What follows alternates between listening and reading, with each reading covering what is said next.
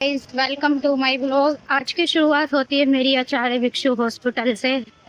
मेरे को यहाँ पे कराना था ब्लड टेस्ट। ये देखिए, मैं आ चुकी हूँ आचार्य भिक्षु हॉस्पिटल। अब ब्लड टेस्ट करा के देखिए मुझे कितना टाइम लगता है। बाबू भाभी के पास है, फिर से बुआ के घर। अब मैं जाके देखूंगी वो उठ ना जाए, जल्दी जल्दी मुझे कराना पड़ेगा। आज बहुत भीड़ है। ये देखिए, यहाँ से टेस्ट कराने के बाद मैं मिलूंगी आपसे घर जाके।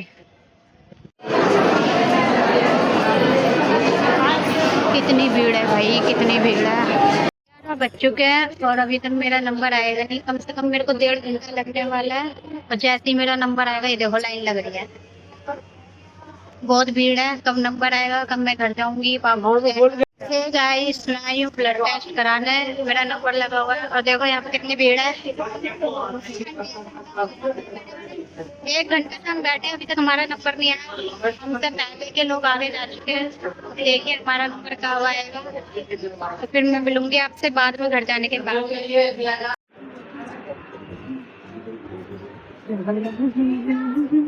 इस हॉस्पिटल से तो मैं फ्री हो चुकी हूँ। मैं जा रही भाभी के पास। भाभी का 60 बार फोन आ चुका है। बाबू रो रहा है। कुछ हड्डी की दिक्कत थी, वो भी दिखा ली, मगर उसका काम कल होगा। कल फिर आना टेस्ट लेने, उसके बाद मिलेंगे आपसे बाद में। गाइस, 12:30 हो चुके हैं। हम कर रहे हैं बस का इंतजार। हमारी 910 कब आएगी पता नहीं। फोन में देखा था तो दो तो निकल चुकी है। अब कब आएगी कुछ पता नहीं। बस का इंतजार कर रहे हैं। बाबू बैठा है, भूख लग रही है। लगते हैं वो भी कर दे। अब बस आई, जब हम घर जाएंगे। डुब्बू वेट कर रहा है और फिर हम मिलेंगे आपसे घर जाने के बाद। किसी जगह क्या देख रहा है। गाइस, फाइनली अब मैं घर आ चुकी हूँ और ये रहा डुब्बू।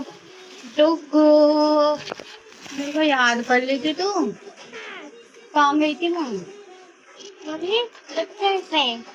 इसको पता है मम्मी डॉक्टर के पास गई थी, डॉक्टर को दिखाने के लिए। क्या हुआ तेरे को? हाँ, चोट लग गई। हाँ, चोट लग गई है। आप परेशान तो नहीं कर रहे थे दादा? तो नहीं, कुछ नहीं करा। ये कुछ नहीं करा आपने? और ये देखो भिखारी आते ही खिलौने चबा रहा है। बुग्गी, आप भी कुछ बोलो। हाँ, बात कर लो भैया। और अब मैं बनाऊंगी खाना। पापा इसको स्कूल से ले आए थे। रो तो नहीं रहा था ये? अरे वो ट्रैक्टर चल रहा, आधा घंटा ने खराब कर दिया। ट्रैक्टर? कौन सा ट्रैक्टर? अरे मकान जो बनते हैं। अच्छा, ये जो मकान बनते हैं, जो मशीन चलती है ना, लेंटर डलता है। ये देखो दुकान से ले आए। कौन लाया? कौन लाया? आप लाए हो? अच्छा, तो डुग्गू हमारा जेसीबी लाया है। इसको खिलौनों में कुछ पसंद नहीं है, जेसीबी ज्यादा पसंद है।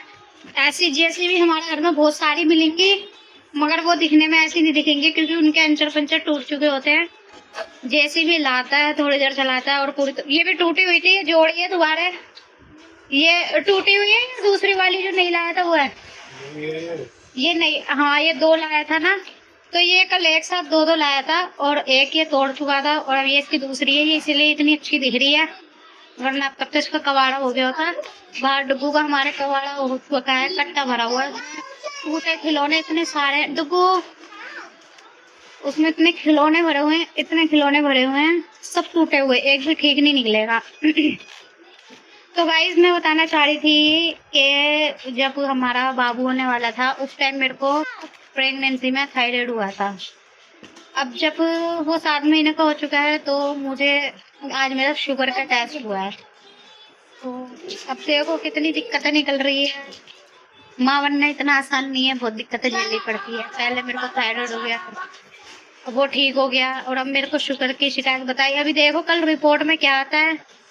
कल मेरा पक्का नहीं पता मैं मोती नगर दोबारा जाऊंगी या नहीं जाऊंगी। बाकी पापा भी जाएंगे और पापा बोल रहे हैं मैं अभी जाके रिपोर्ट ले आऊंगा। पापा के जानने वाले डॉक्टर वहाँ पे बैठते हैं, तो वो जान पहचान से अपना जल्दी काम करवा देते हैं। मगर मैं इन दिनों उनको अपने साथ नहीं ले जा पा रही क्योंकि डुग्गू को पीछे से देखना पड़ता है। अगर हम डुग्गू को लेके जाते हैं तो डुग्गू के स्कूल की छुट्टी होती है। तो इसलिए डुग्गू को घर पे छोड़ना पड़ता है पापा के पास, और फिर मेरे को खुद ही सारा काम कराना पड़ता है।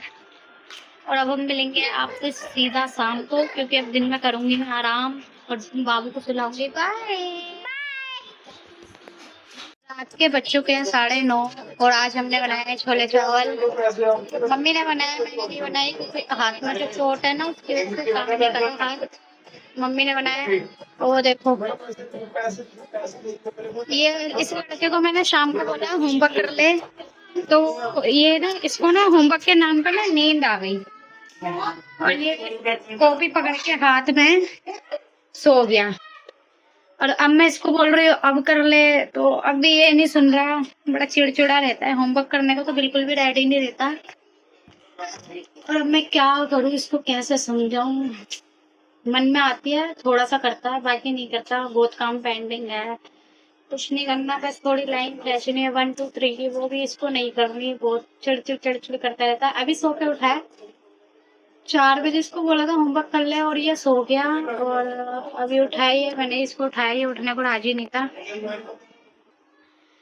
और अब मैं गूंदूंगी आटा और बनाऊंगी रोटी और हम खाना खा पी के सो जाएंगे। दवाई मैंने दर्द की ले ही रखी है। कल तो मैं हॉस्पिटल नहीं जाऊंगी, बिल्कुल भी हिम्मत नहीं है। 3 दिन से लगातार जा रही थी, शरीर इतना टूटा पड़ा है कुछ कहने की हद नहीं है। तो अब तो नहीं जाऊंगी, परसों या फिर फ्राइडे को देखूंगी जब इसकी बुआ की छुट्टी होती है, क्योंकि वो टुकू को रख भी लेगी, वो स्कूल भी चला जाएगा और मैं शायद पापा को अपने साथ ले जाऊं, वरना दिक्कत होती है थोड़ी बाबू को लेके। अब हम मिलेंगे आपसे कल, हमारे साथ ऐसे ही बने रहिए। मेरे चैनल को लाइक कीजिए, सब्सक्राइब।